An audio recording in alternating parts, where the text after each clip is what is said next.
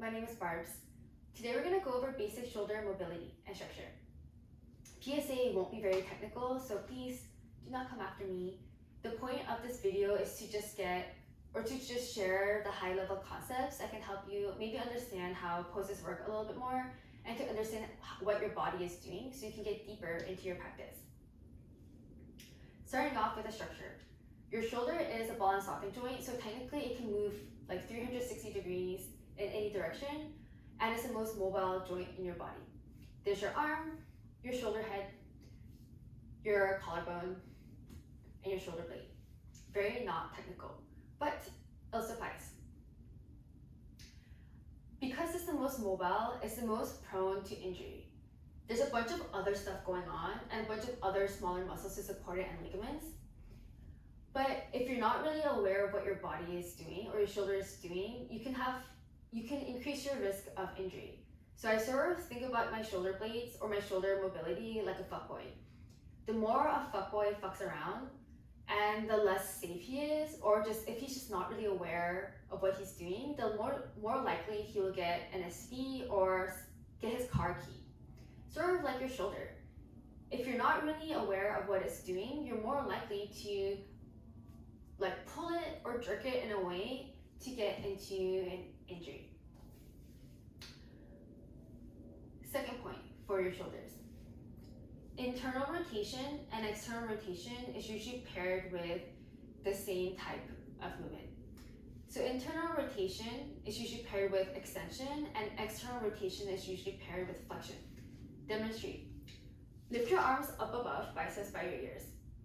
Point your fingers or point your thumbs to the outside so it's externally rotated and try to pull your arms towards the back. Come back to center, turn your thumbs inwards so it's internally rotated, then pull your arms back. You'll find that it's slightly easier to have your shoulders in extension if your thumbs are internally rotated, but it's the opposite for flexion. So point your thumbs inwards and try to pull your arms back, then point your thumbs outwards and try to pull your arms back. It should be slightly easier to do it in extension than internal rotation.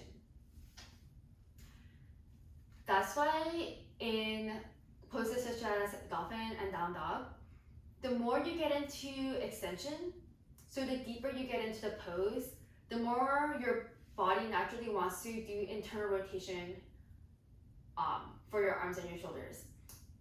That's the reason why they tell you to do a slight external rotation of your arms to counteract the natural inclination that your body is trying to do, to keep your body safe and aligned. Abduction and adduction. Adduction with a D, bringing things closer, is usually internal rotation. Abduction, bringing things away from the midline, is usually external rotation. Whenever you're in a bind, that's actually internal rotation for your arms for most parts.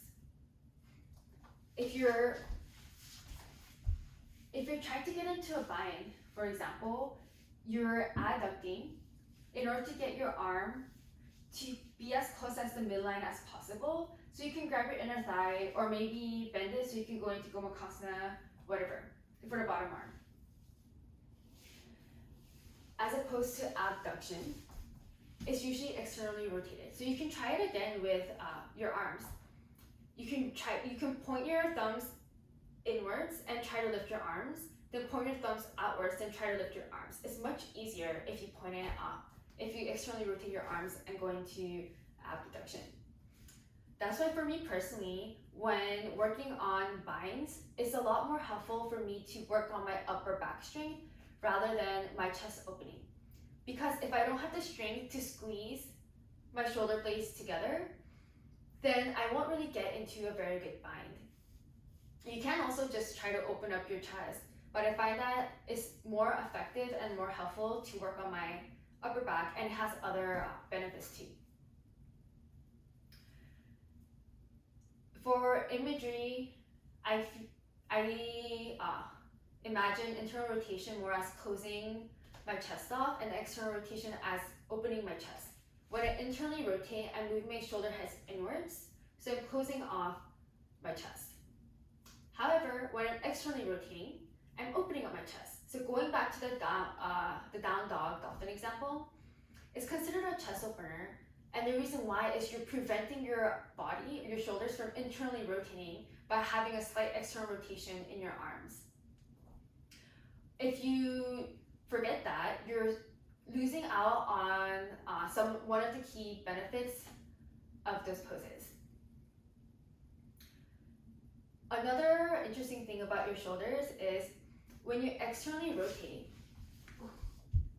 you're sort of cupping your shoulder bones or your shoulder blades towards your rib cage and towards your body. But when you internally rotate it, you're creating more space between your shoulder blades and your body. So externally rotating your arms and your shoulders provides more stability in poses compared to internally rotating. Because if there's less space, then there's less likely, then you reduce the likelihood of getting into an injury.